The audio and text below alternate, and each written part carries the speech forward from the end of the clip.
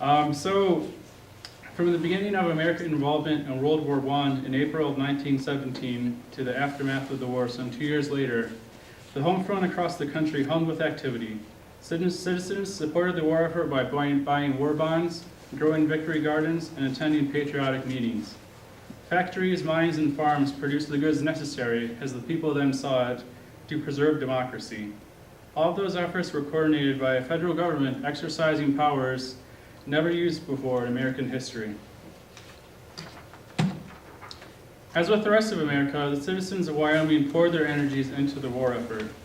The Wyoming State Council of National Defense, which I'll talk about in just a moment, oversaw much of this work as towns clamored to go over the top with Liberty Loan subscriptions. Crops were planted. 4 Minutemen gave speeches in Wyoming communities about how to support the war. Wyoming sons from all over the state went off to war. Many of them came back. The purpose of this lecture is to examine the facets of life on the home front in Wyoming. How did its people confront the swirling forces of conflict, both at home and abroad, during this, the war to end all wars, which is what they called World War I at the time. I guess not foreseeing that there would actually be another World War in around 20 years, but I guess that was going to happen back then.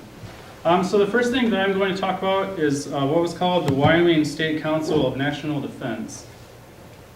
And so I know it's kind of difficult to see, but just that letterhead on top of there. So this was official stationery from the State Council of National Defense. And so what the State Council of National Defense was, it was established by Governor Frank Hugh in April of 1917. So 2 weeks after the war started for America, the Wyoming State Council of National Defense was established.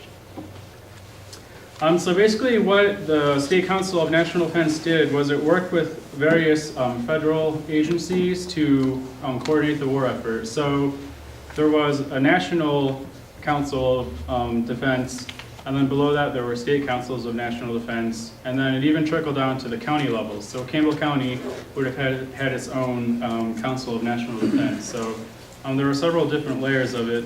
And basically what it was is the council was organized into different committees, including publicity, food supply and conservation, labor, military affairs, and transportation. So it really had a lot of responsibilities as far as coordinating the war effort in Wyoming.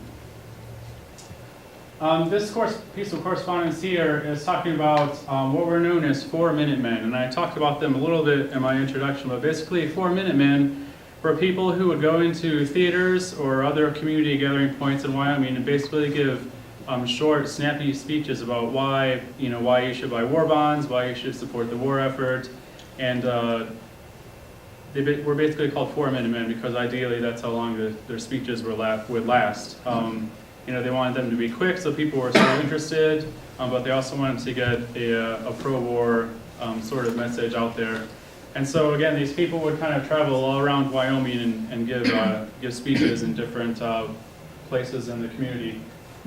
What these are gold felt stars. And so every time that a family member of yours would go overseas, you would get a banner. And I actually saw in the exhibit area, they have one of these banners here. So when you leave, if you want to take a look at it, I was really excited to see that. But what would happen is your banner would have a blue star on it for every member of your family who was serving overseas. And if unfortunately something happened and one of those family members died, they would give you a gold star to cover up the blue star. And so this was a practice that continued into World War II, I believe. And so if you saw a family that had a banner with a gold star on it, you would know that they were a family who had a son or a husband, or, well, I guess probably a son or a husband, since not many women would be in a combat position in World War I. But it was just a way so that people know that your family had paid sort of the ultimate sacrifice. And so sort of related to that is when I was working on this paper and this presentation, I came across this giant banner. And if you see there, there's a field of blue stars. The normal banners that families got were maybe just, maybe a foot by a foot long. This one was actually around 7 feet long and about 4 feet wide, so it was a really large banner. And so I was like, well, what's the story with this banner? And then I noticed that there are the 11 gold stars. And this banner was actually displayed at the University of Wyoming, and 1 gold star is representative of each of the 11 people related to the university who died during the war. And so there are 176 blue stars, which I'm not entirely sure, but I'm pretty sure represents the total number of students who went off to war, and then the 11 gold stars filled in to demonstrate that 11 of them had died. Okay, so going over the top, Wyoming communities and the Liberty Loan Drive. So I mentioned before, during the time of World War I, the government couldn't tax people and contribute that to military conflicts. And so as a result, they were dependent on the citizens of the country to raise money in order for the government to fight the war.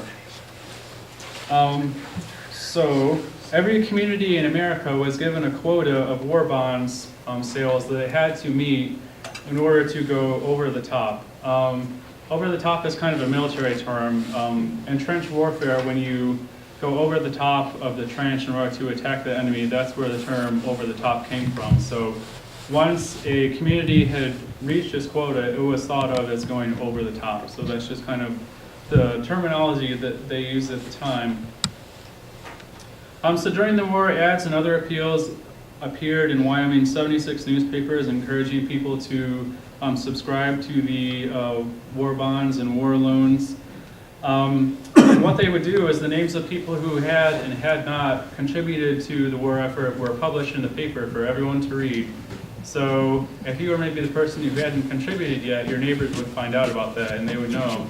And it was kind of a shaming almost, because people would think, oh, you know, Jim isn't supporting the war effort, he hasn't bought his Liberty bonds yet, and that's not really, you know, very supportive of the country. So it was almost a way to encourage people to donate, both through making them feel good about having contributed, but also make them feel bad about having not contributed.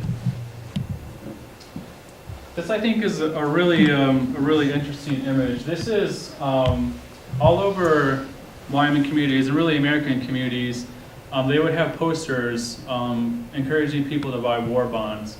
And basically, from what I can tell in my research, there were really 2 different types of posters. There were posters that were, you know, pro-America or pro-military, so they would have really patriotic symbols, like Uncle Sam, or you know, maybe like a attractive woman dressed up in patriotic sort of clothes, you know, encouraging you to support the war or buy Liberty bonds. And sort of conversely, there was imagery like this, which really tried to instill a sense of fear almost in people of the Germans, or the Huns, as they called them then.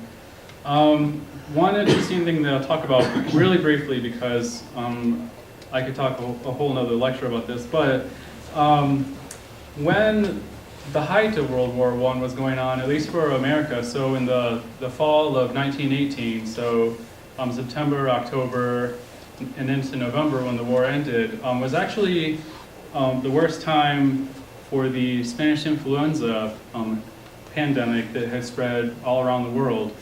And so right around the time that Americans were getting together and really trying to pursue the war effort, there was also this horrible, deadly communicable disease going around.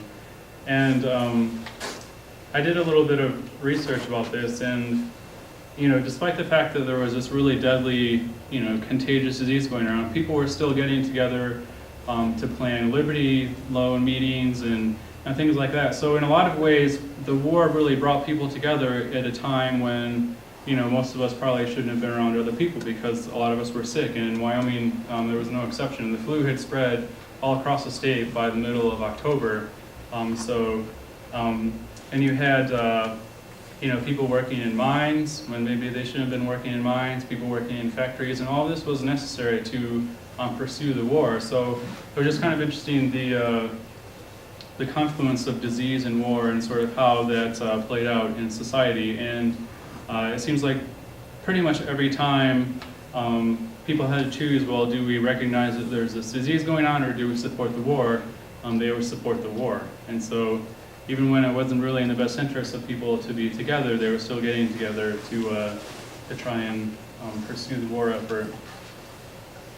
This story is not Wyoming's own. It was repeated in town after town, city after city, and village after village throughout America. What was impressive about the people of that era, in Wyoming and elsewhere, was their ability to come together and unite for a common goal against a nation and conflict genuinely regarded as a threat to the American way of life.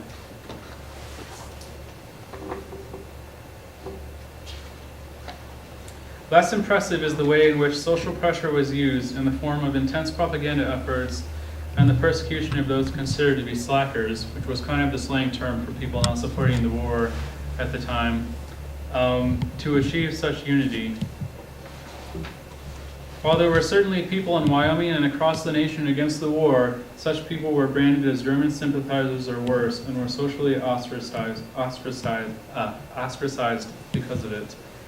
The contrast of limiting freedom to preserve it is a common one, and one certainly relevant to the home front during World War I in Wyoming and elsewhere. I hope this lecture has given you the ammunition to go over the top and explore such ideas yourselves. Thank you.